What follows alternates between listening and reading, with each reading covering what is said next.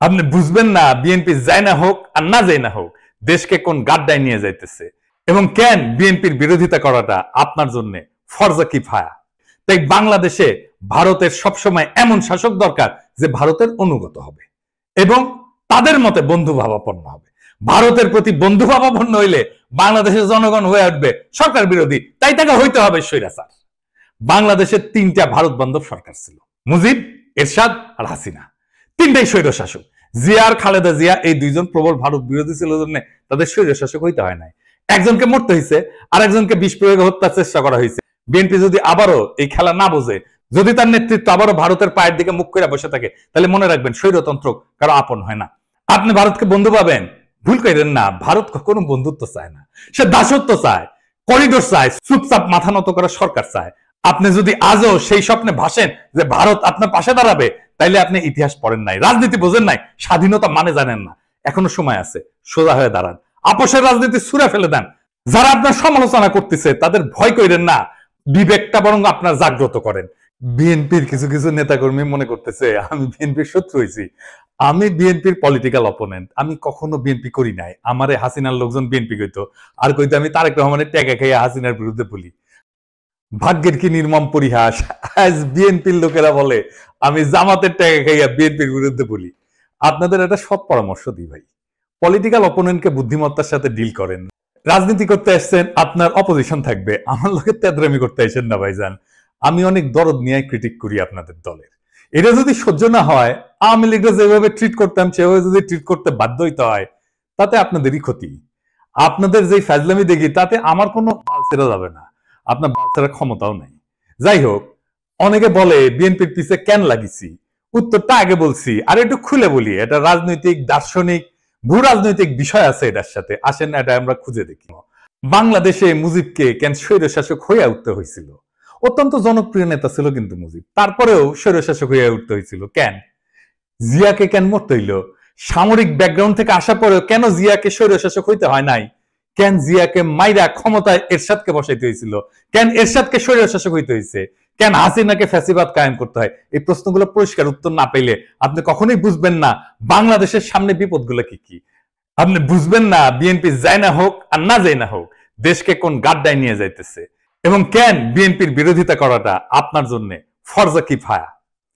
এইটা পরিষ্কারভাবে বোঝার জন্য আপনাদের বাংলাদেশ নিয়ে ইন্ডিয়ার কুরকুরানিটা কেন সেটা বুঝতে হবে। তা না হলে রাজনীতির কোনো হিসাব আপনি মিলাইতে পারবেন না, আর বারবার আপনি এইরকম স্বৈরশাসন আর ফ্যাসিবাদের কবলে পড়বেন।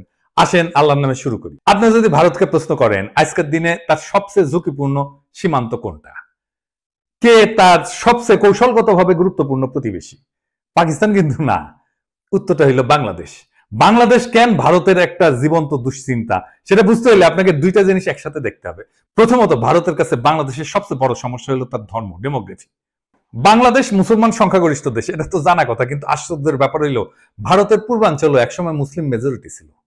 আসাম থেকে শুরু করে নাগাল্যান্ড পর্যন্ত পুরানো ক্যাবিনেট মিশন প্ল্যানে পূর্ব ভারত বরাবর মুসলিম সংখ্যাগরিষ্ঠ অঞ্চল হিসেবে বিবেচিত হয়েছিল। ক্যাবিনেট মিশন প্ল্যান কি? ক্যাবিনেট মিশন প্ল্যান হচ্ছে 1946 সালে ব্রিটিশ সরকার প্রস্তাবিত একটা সাংবিধানিক পরিকল্পনা, যা ভারত উপমহাদেশের রাজনৈতিক ভবিষ্যৎ নির্ধারণের জন্য গৃহীত হয়। এই পরিকল্পনার মূল উদ্দেশ্য ছিল ভারতকে একটা ফেডারেল কাঠামোর অধীনে ঐক্যবদ্ধ রাখা, যেখানে প্রদেশগুলা ধর্মীয় সংখ্যাগরিষ্ঠতার ভিত্তিতে তিনটা গ্রুপে বিভক্ত করা হয়েছিল। গ্রুপে ছিল হিন্দু সংখ্যাগরিষ্ঠ প্রদেশগুলা, যেমন ধরেন মাদ্রাজ, বোম্বে, ইউনাইটেড প্রভিন্স, মানে বর্তমানে যেটা উত্তরপ্রদেশ, বিহার, সেন্ট্রাল প্রভিন্স ইত্যাদি। 2 নম্বর গ্রুপ হচ্ছে মুসলিম সংখ্যাগরিষ্ঠ পশ্চিমাঞ্চলীয় প্রদেশসমূহ, যেটা নিয়ে আসলে পশ্চিম পাকিস্তান হয়েছে, যেমন পাঞ্জাব, সিন্ধ, বেলুচিস্তান, উত্তর পশ্চিম সীমান্ত প্রদেশ ইত্যাদি। আর 3 নম্বর গ্রুপ হচ্ছে যেটা বাংলাদেশ হয়েছে আজকে, মুসলিম সংখ্যাগরিষ্ঠ পূর্বাঞ্চলীয় দেশ, যেমন বাংলা, আসাম। আসামের মধ্যে হাতছাড়া হয়ে গেছে। ম্যাপে যে সাদা সাদা অংশগুলো দেখতেছেন না, ওইগুলো বলা হইতো প্রিন্সলি স্টেট, মানে রাজা ছিল। এটা দেখায় দেন, সেই রাজ্যগুলোতে সবগুলো কিন্তু ইন্ডিয়া পরে খেয়ে ফেলিছে। আজকের দিনেও পশ্চিমবঙ্গের সরকার হিসেবে 27% মুসলমান জনগোষ্ঠী, আসামে সেটা 34%-এরও বেশি। বিজেপির রাজনীতিতে যে এনআরসি দেখেন না, তারপরে সিএ দেখেন, এগুলো মূলত বাংলাদেশের মুসলিমদের নিয়ে। মুখে বলা হয় পাকিস্তানি বা আফগানদের কথা, কিন্তু ভিতরে ভিতরে ভয়টা হইলো বাংলাদেশের 17 কোটি মুসলমানদের কয়েক শতাংশ যদি চলাচল শুরু করে বর্ডার ক্রস করে, তাহলে গোটা অঞ্চলটার ডেমোগ্রাফি বদলায় যাবে। এই ভয় থেকে সিএ এনআরসি আসামে শুরু হয়, পরে ছড়ায় পরে গোটা ভারতে। সে মনে করে বাংলাদেশে মুসলমানরা ভারতে ঢুকায় এই অঞ্চলগুলোকে যদি মুসলমান প্রধান বানায় ফেলে তাহলে তো সেই রাজ্যগুলোকে রাখতে পারবে না তারা। তো এই ডর থেকে ভারত কি করে, সে 4000 কিলোমিটার এক কাঁটাতারের বেড়া বানায়। এটা পৃথিবীর সবচেয়ে দীর্ঘ সীমান্ত বেষ্টনী এবং এইটারে সে দুনিয়ার সবচেয়ে সহিংস বর্ডার বানাইছে। প্রত্যেক মাসে 2-3 জন বাংলাদেশি নিহত হয়। ভারতীয়রা গরু খায় না, বাংলাদেশিরা গরু ভালোবাসে, এই গরু বাণিজ্যেই ঝরে প্রাণ। ঘটনা হচ্ছে এই গুলিতে ইন্ডিয়ার কোন নাগরিক আজ পর্যন্ত সীমান্তে মারা যায় না।